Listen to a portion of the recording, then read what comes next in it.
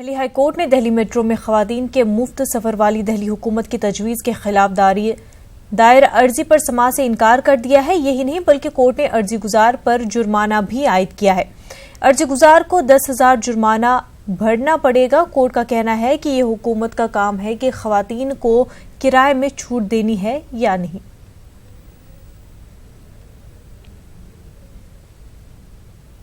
कर्नाटक का सियासी नाटक अब सुप्रीम कोर्ट पहुंच चुका है। बागी अरकान असेंबली ने सुप्रीम कोर्ट का दरवाजा खटखटाया है। उन्होंने असेंबली स्पीकर पर इस्तीफे जानबूझकर कबूल न करने का इल्जाम लगाया है। सुप्रीम कोर्ट में अब इस मामले पर कल समाअत होगी। आपको बता दें कि मुंबई की एक होटल में ठहरे कर्नाटक के 10 बागी अरकान असेंबली की सिक्योरिटी बढ़ा दी गई है।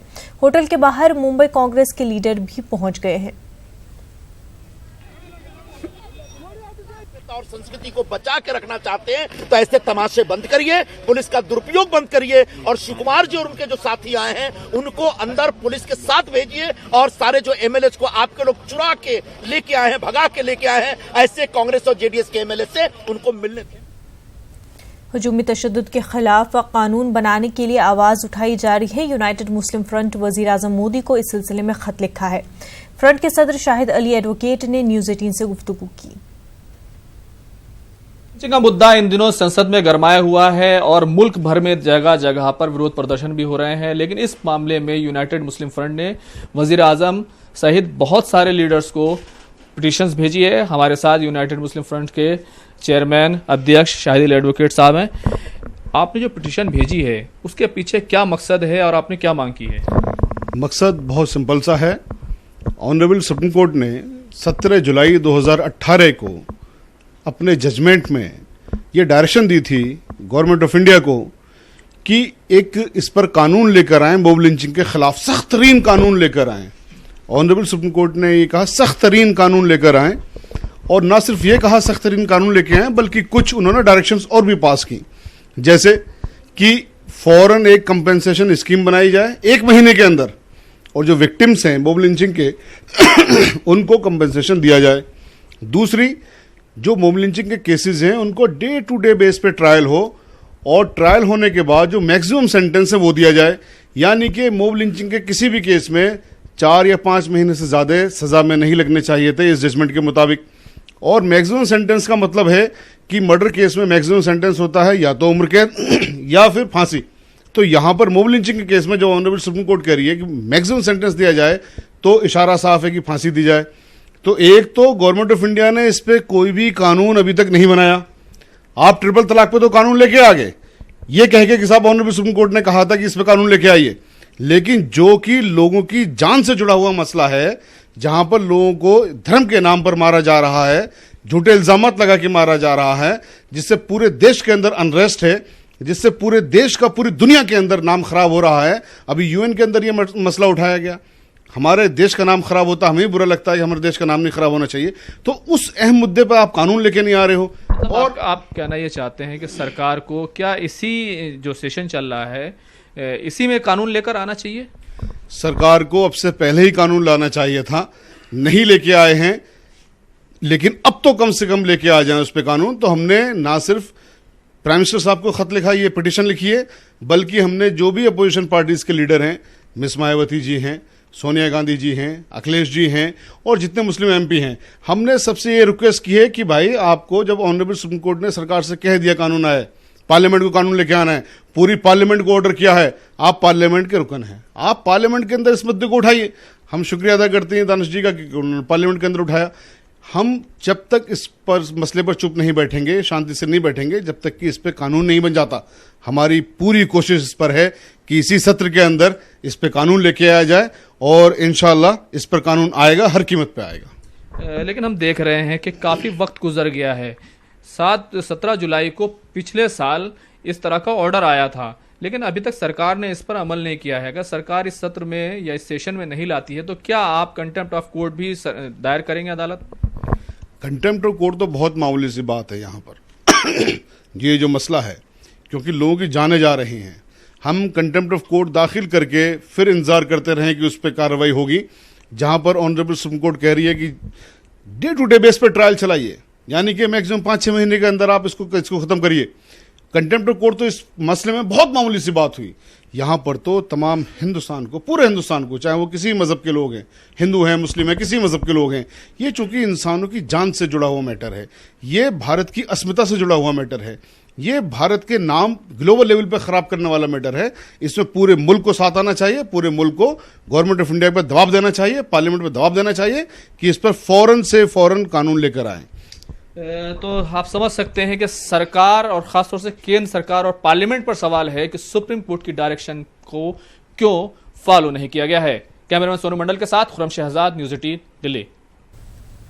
बीजेपी लीडर हरीश खुराना ने कहा है कि केजरीवाल सरकार 5-25 की सरकार होगी। हरीश खुराना ने कहा कि 5 लाख के कमरे के लिए 25 लाख रुपए दिए जा रहे हैं। हम तो दिल्ली के सामने सिर्फ सच्चाई रख रहे हैं। बीजेपी लगातार अरविंद केजरीवाल सरकार के घोटालों का खुलासा कर रही है। बीजेपी का कहना है कि केजरीवाल सरकार 5-25 की सरकार बन गई है। हमारे साथ बात करने के लिए मौजूद हैं हरीश खुराना। हरीश जी, लगातार जो घोटाले हैं उनका खुलासा आप लोग कर रहे हैं। आज एक बयान नया आया कि 5-25 की सरकार बन गई है, क्या कहना चाहेंगे? देखिए, 5-25 की सरकार तो हो ही गई है। 5 लाख के जो कमरे बनते हैं वो 25 लाख में आप दे रहे हैं, आप जिस तरफ से बना रहे हैं, ये तो है ही। रोज एक नई चीजें सामने आ रही हैं, रोज। आज एक चीज सामने आई, जैसे हमने पिछली प्रेस कॉन्फ्रेंस में भी कहा कि 105 करोड़ रुपए आपने बढ़ा दिए एक जोन के, ओनली वर्बल अप्रूवल। कोई आपने अप्रूवल नहीं लिया, कोई आपने रिटर्न में डॉक्यूमेंट नहीं पेश किया, आपने वर्बल अप्रूवल कर दिया। वो परसों था, आज नया आ गया। ये मैं आपके सामने दस्तावेज पेश कर रहा हूँ, ये मैं नहीं कह रहा, इनके खुद के दस्तावेज कह रहे हैं। एक जोन है इनका, जोन नंबर 23, 27 करोड़ 71 लाख का बजट अप्रूव हुआ है, आपने उसको बढ़ा के 54 करोड़ 90 लाख रुपए कर दिया, डबल। ऐसे ही जोन 24 है, 62.02 करोड़ का बजट आपने 77.96 करोड़ कर दिया। और क्या है? वर्बल। अर्जेंसी थी इसलिए हमने वर्बल कर दिया। सीपीडब्ल्यूडी के मैनुअल के हिसाब से आप 10% से ऊपर नहीं कर सकते, और यहाँ तो डबल हो रहा है, 100% हो रहा है। ये क्या क्या मजाक है? सवाल ये है, पहली बाजी करप्शन का। दिल्ली सरकार शिक्षा विभाग में बेहतर काम करने का दावा लगातार करती रही है। आज प्रेस कॉन्फ्रेंस में बताया गया कि एक स्कूल का जो पंखा है वो गिर गया, बच्चा हॉस्पिटल में है, तो इस पर आप क्या कहना चाहेंगे? त्रिलोकपुरी में एक स्कूल है, आप दावे खुद करते हैं, आप खुद कहते हैं कि सेमी परमानेंट स्ट्रक्चर है, परमानेंट स्ट्रक्चर नहीं है। उसी सेमी परमानेंट स्ट्रक्चर में जब दरारें आ गई, पंखा गिर गया, पंखे के नीचे एक बच्चा आके घायल हो गया, आज वो जीटीबी हॉस्पिटल में एडमिट है। श्वेत पत्र लाने की भी आप लोग मांग कर रहे हैं, क्या लगता है कि क्या अरविंद केजरीवाल सरकार इस पर श्वेत पत्र जारी करेगी? जिस प्रकार से रोज नए खुलासे सामने आ रहे हैं, इनके झूठ सामने आ रहे हैं, आंकड़ों की बाजीगरी सामने आ रही है, हमने दिल्ली की जनता से के माध्यम से हमने ये मांग करी है कि दिल्ली की जनता को आप, अगर आप सच्चे, आप रखिए ना व्हाइट पेपर, सच्चाई क्या है। आरटीआई के जवाब से हमने आपकी पोल ये खोल दी कि आपने दावा किया था कुछ और, निकला कुछ और। जिस तरीके से लगातार अरविंद केजरीवाल सरकार के भ्रष्टाचारों का खुलासा वो कर रहे हैं, इस पर वो एक श्वेत पत्र जारी करें। कैमरा पर्सन रमेश रत्नाकर के साथ में रचना, न्यूज़ 18 दिल्ली। दिल्ली के वज़ीर आला अरविंद केजरीवाल ने दिल्ली में बदनवानी ओहदेदारों के खिलाफ नकील कसने की तैयारी शुरू कर दी है, जबकि दीगर पार्टियों को इसमें सियासत नजर आ रही है। देखिए रिपोर्ट।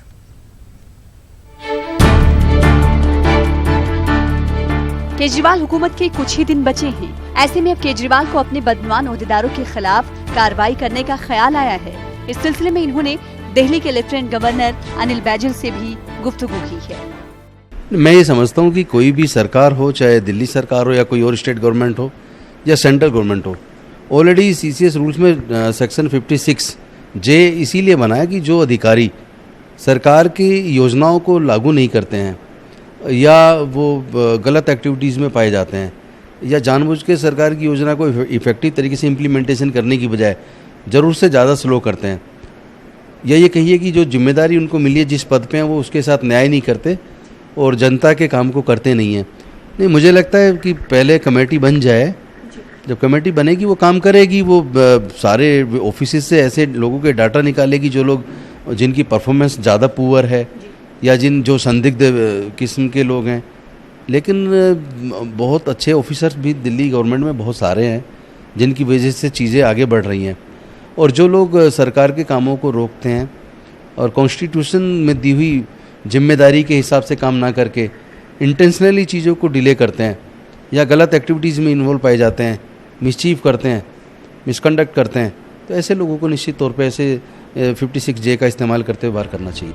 अब तो चुनाव सिर पे आ चुके हैं, केजरीवाल का कार्यकाल खत्म हो चुका है। अब हार सामने देखकर वो मोदी जी की और योगी जी की पूरी नकल करना चाहते हैं। लेकिन ये जो लिस्ट बनाने की बात है, ये लिस्ट बनाएगा कौन? केजरीवाल के मंत्री खुद ही भ्रष्टाचारी हैं, उनके ऊपर भ्रष्टाचार के केस चल रहे हैं। या तो उस भ्रष्टाचार को आप 4 साल से क्यों बर्दाश्त कर रहे थे, या आपकी मर्जी से काम हो रहा था? आज आपको एकदम, या तो आपको नाजायज काम करवाना चाहते हैं और उसके लिए दबाव गिर रहे हैं आप। दिल्ली हुकूमत और ब्यूरोक्रेसी के दरमियान कई बार तकरार देखने को मिली है। दिल्ली हुकूमत के लेफ्टिनेंट गवर्नर से भी अरविंद केजरीवाल की नहीं बनी। अब केजरीवाल ने अनिल बैजल से सुलह करने का फैसला किया है और बदनवान ओहदेदारों की फहरिस्त के मसले पर दोनों राजी नजर आ रहे हैं। अब इस पहल का दिल्ली को कितना फायदा मिलता है, ये तो आने वाले दिल्ली असेंबली इंतखाब में ही पता चलेगा।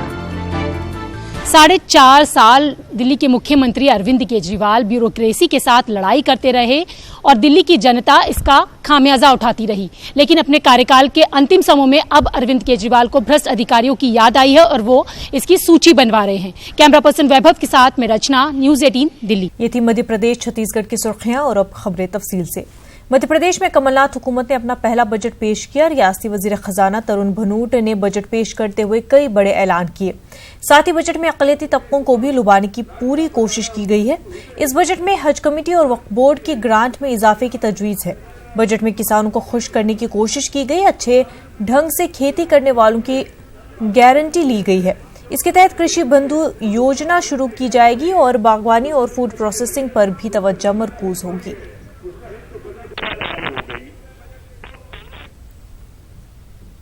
ऐसा प्रदेश होगा जहां सुधार के स्थान पर हानियां बढ़ी हैं। इस संबंध में 15वें वित्त आयोग द्वारा व्यक्त किया गया कि यह स्थिति अनसस्टेनेबल हो गई है। विद्युत वितरण कंपनियों को अधिक धन उपलब्ध कराना पड़ा है, जिससे अन्य विभागों की योजनाओं एवं कार्यक्रमों के लिए आवश्यक वित्तीय संसाधन उपलब्ध कराने में कठिनाई की स्थिति बनी है। इन सभी विपरीत परिस्थितियों के बाद भी हमारी सरकार द्वारा प्रदेश में विद्युत की पर्याप्त उपलब्धता बनाए रखी गई। प्रदेश में प्रथम बार ग्वालियर तथा जबलपुर में डेयरी साइंस एवं खाद्य प्रसंस्करण महाविद्यालय प्रारंभ किए जाने प्रस्तावित है। दुग्ध प्रसंस्करण तथा इस क्षेत्र में हो रहे अनुसंधान को गति मिलेगी तथा रोजगार के नए अवसर भी सृजित होंगे। पशुपालन एवं मछली पालन विभागों के लिए वर्ष 2019-20 में रुपये 1,309 करोड़ का प्रावधान प्रस्तावित है, जो विगत वर्ष से 16% अधिक है। प्रदेश में इस वर्ष 3 नए शासकीय चिकित्सा महाविद्यालय प्रारंभ किए जाएंगे एवं विद्यमान महाविद्यालयों में सीट वृद्धि के साथ कुल 850 सीट की वृद्धि होगी। स्नातकोत्तर पाठ्यक्रमों में 203 सीटों की चरणबद्ध वृद्धि की जा रही है। वायरल जनित बीमारियों की जांच के लिए प्रदेश के संभागीय मुख्यालयों पर वायरोलॉजी लैब क्रमिक रूप से प्रारंभ किए जाने प्रस्तावित है। माननीय सदन इस बात से सहमत होगा कि शिक्षा की वर्तमान व्यवस्था में और सुधार आवश्यक है। विद्यालयों का युक्तियुक्तकरण कर तथा रिक्त पदों की पूर्ति कर समुचित संख्या में शिक्षक उपलब्ध कराए जाएंगे। शिक्षा को गुणवत्ता युक्त एवं रोजगार मूलक बनाने के प्रयास किए जाएंगे। वर्ष 2019-20 में लगभग 83 लाख छात्रों को छात्रवृत्ति का वितरण किए जाने का लक्ष्य है। भोपाल में आधुनिक तकनीकी सुसज्जित राज्य स्तरीय पुस्तकालय का निर्माण प्रस्तावित है। विद्यालयों में बिजली, पानी एवं शौचालयों आदि की अधोसंरचना की व्यवस्था सुनिश्चित की जाएगी। हमारे साथ हमारे नुमाइंदे मेहताब आलम बराह रास्त इस वक्त हमारे साथ जुड़ चुके हैं। मेहताब, आपसे जानना चाहेंगे, एमपी कमलनाथ सरकार ने जो है अपना पहला बजट पेश कर लिया है। अक़लियतों के लिए क्या कुछ इस बजट में बताया गया है?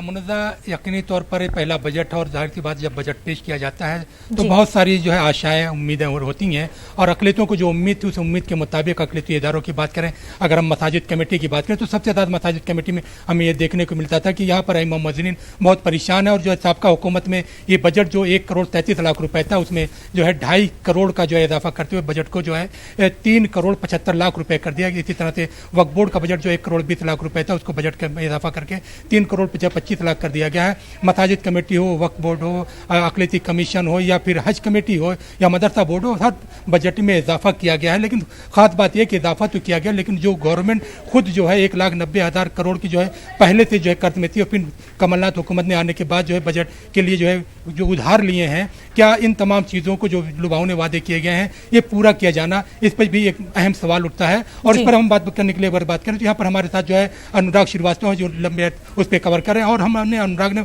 बड़े करीब से देखा कि जो देखा बजट पेश किया गया, तो क्या लगता है कि जो वादे किए गए पूरे हो जाएंगे? देखिए, कमलनाथ सरकार ने जो वचन दिए थे उनको पूरा करने की एक झलक दिखाने की जरूर कोशिश की है, लेकिन जो बजट यदि हम बात करें तो तमाम विभागों और तमाम योजनाओं में सरकार ने बजट में वृद्धि जरूर की है, लेकिन उसके बाद भी कहीं थोड़ी कमी जरूर नजर आ रही है। सबसे बड़ी बात है कि सरकार ने किसानों पर अपने बजट को फोकस किया है, कृषि बंधु योजना का ऐलान किया है, लेकिन जो बीजेपी सवाल उठा रही है कि जो किसान कर्ज माफी का वायदा किया था उसके लिए 54,000 करोड़ रुपए की राशि चाहिए और राज्य सरकार ने अपने बजट में 8,000 करोड़ की राशि का प्रावधान किया है। तो ये कैसे पूरा होगा, इसको लेकर विपक्ष सवाल जरूर पूछ रहा है। वही सत्ता पक्ष का कहना है कि चरणबद्ध तरीके से जो किसान कर्ज माफी है उसको पूरा करने की कोशिश में सरकार जुटी है और आने वाले दिनों में अगले बजट में इसको लेकर और राशि का प्रावधान किया जाएगा। इसके अलावा यदि बात करें जो है और राशि का प्रावधान होगा तो इसका मतलब है कि राज्य पर और भी कर्ज बढ़ता जाएगा। जहां पर अभी तक जो 1,90,000 करोड़ की बात करते थे, फिर कमलनाथ ने आने के बाद कई हजार करोड़ जो है कर्ज लिए हैं, तो ये कर्ज तो और बढ़ता जाएगा। पर इसमें ऐसे में इंफ्रास्ट्रक्चर डेवलप कैसे होगा, फिर योजनाएं लागू कैसे होंगी? बिल्कुल, देखिए एक बड़ा फैसला जो है कांग्रेस सरकार ने किया है कि बजट से पहले उन्होंने पेट्रोल और डीजल पर सेस लगाया था, जिसपे 2 रुपए पेट्रोल पर 2 रुपए डीजल, इसके जरिए सरकार को आय होगी। इसके अलावा शराब नीति में भी सरकार ने कुछ टैक्स लगाते हुए उसको महंगा कर दिया था। तो सरकार पीछे के दरवाजे से जरूर टैक्स वसूल रही है, लेकिन उसने सीधे तौर पर किसी पर भी आज बजट में किसी तरीके के कर्ज का ऐलान नहीं किया। तो सरकार की कोशिश इसी बात को लेकर है कि जो घोषणाएं की हैं उस पर अमल के लिए जो पिछले दरवाजे से जो राशि जुटाई जा रही है उसको खर्च किया जाए, ना कि सीधे तरीके से। तो आज भी बजट में इसी तरीके पेश किया गया, इसमें नया कोई टैक्स जो है नहीं लगाया गया है और जो भी बजट को बढ़ाने की जो कोशिशें की गई हैं, तो जाहिर सी बात है जो पेट्रोल डीजल की बात करें तो उसमें सेस टैक्स लगाया गया है, या फिर जैसे शराब की बात उसमें लगाया गया है। वो ओवरऑल अगर हम बात करते हैं तो जो है बजट जो पोस्ट किया गया है, हम ये कह सकते हैं कि जो है लुभावना बजट है, क्योंकि इसको इम्प्लीमेंट करना हुकूमत के लिए आसान नहीं होगा। मुनज़्ज़ा बिल्कुल मेहताब, और अगर बात करें इससे पहले बीजेपी की सरकार रही है एमपी में, अगर कंपैरिजन करें तो क्या कुछ डिफरेंस रही है जो बीजेपी अपने दौरे हुकूमत में बजट पेश करती रही है और जो कमलनाथ सरकार ने आज बजट पेश किया है, क्या कुछ डिफरेंट देखने को मिल रहा है? देखिए, बजट चाहे पहले बजट की बात करें या नए बजट की बात करें, बजट में डिफरेंस कुछ नहीं है। जो है जो एग्रीकल्चर का जो सेक्टर, जब तक जो है कृषि प्रधान राज्य की हम बात करते हैं, जब तक जो है किसान जो है खुद कफील नहीं होगा, ज़राअत के जो है मौके पूरे नहीं होंगे। फूड प्रोसेसिंग यूनिट की बात तो की गई है, लेकिन उसको इम्प्लीमेंट कैसे होगा और उसके इम्प्लीमेंटेशन में कितना वक्त लगेगा ये भी देखा जाएगा। और फिर अगर मध्य प्रदेश की ओवरऑल हम बात करें तो शिक्षा जो एजुकेशन की बात करें, हेल्थ की बात करें, तो ये इसका शुमार जो है बीमारू राज्यों में होता है। और जब तक जो है इसको हम डेवलप नहीं करेंगे तो यहाँ पर बाहर के लोग नहीं आएंगे। और फिर यहाँ के जो तलबा पढ़ने के लिए जाते हैं तो हमें देखते हैं कि अगर हम राजस्थान की बात करें, हम आंध्र प्रदेश की बात करें, कर्नाटक की बात करें, केरल की बात करें या हम दिल्ली की बात करें, वहाँ के स्टूडेंट कभी मध्य प्रदेश पढ़ने के लिए नहीं आते, लेकिन मध्य प्रदेश के स्टूडेंट उन राज्यों में पढ़ने के लिए जाते हैं। तो सबसे पहले तो कमलनाथ को इस पर फोकस करना होगा कि आपके स्टेट के जो बच्चे हैं वो दूसरे स्टेट में पढ़ने के लिए ना जाएं और इन बच्चों को जो भी स्टडी करें इनको रोजगार के मौके भी फराहम हो सके, चाहे अकलियती बच्चे हों या आदिवासी बच्चों की बात करें, पसमानदा तबके की बात करें या फिर जो है अपर कास्ट की बात करें, सारे बच्चों के लिए आपको जो है इस तरह का एक इंफ्रास्ट्रक्चर तैयार करना होगा। बिल्कुल बिल्कुल, बहुत शुक्रिया मेहताब आपका। आगे बढ़ते हैं। शिवराज सिंह सरकार की सरल बिजली स्कीम का नाम बदले जाने के बाद नीमच के सार्फिन परेशानी में मुब्तला हो गए हैं। पहले सार्फिन को सिर्फ 200 रुपए बिजली के बिल जमा करने पड़ते थे, लेकिन स्कीम का नाम बदले जाने के बाद 2000 से 10,000 रुपए तक बिजली के बिल आने लगे हैं। वहीं इस मामले में यूनिट के हिसाब से ही बिल दिए जाने की बात कही जा रही है।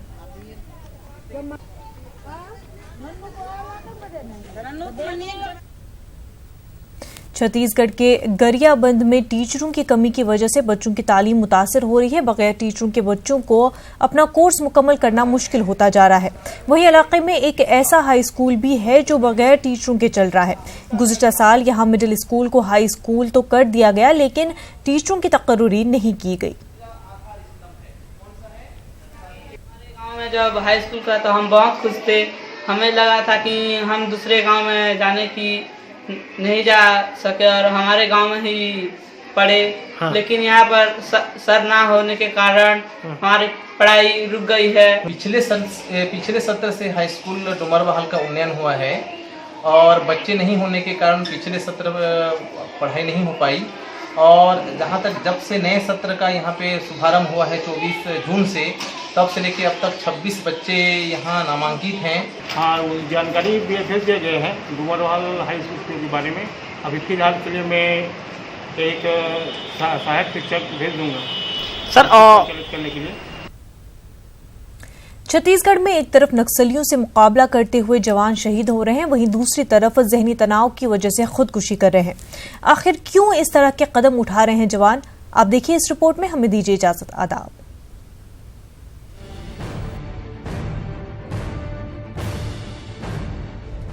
छत्तीसगढ़ में तैनात जवान नक्सलियों के साथ साथ जहनी दबाव का भी सामना कर रहे हैं।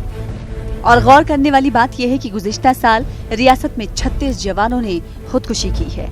छत्तीसगढ़ में ऐसे भी मामले सामने आए हैं जिनमें जवानों ने अपनी सर्विस राइफल या पिस्टल का इस्तेमाल दुश्मनों पर करने के बजाय खुदकुशी करने के लिए किया। साल 2007 से अक्टूबर 2017 तक 115 जवानों ने खुदकुशी की है। तो उनका जो जॉब का जो प्रेशर है, जो हमारा उनका प्रति एटीट्यूड है, वो बहुत बड़ा कारण है उनके सुसाइड के लिए।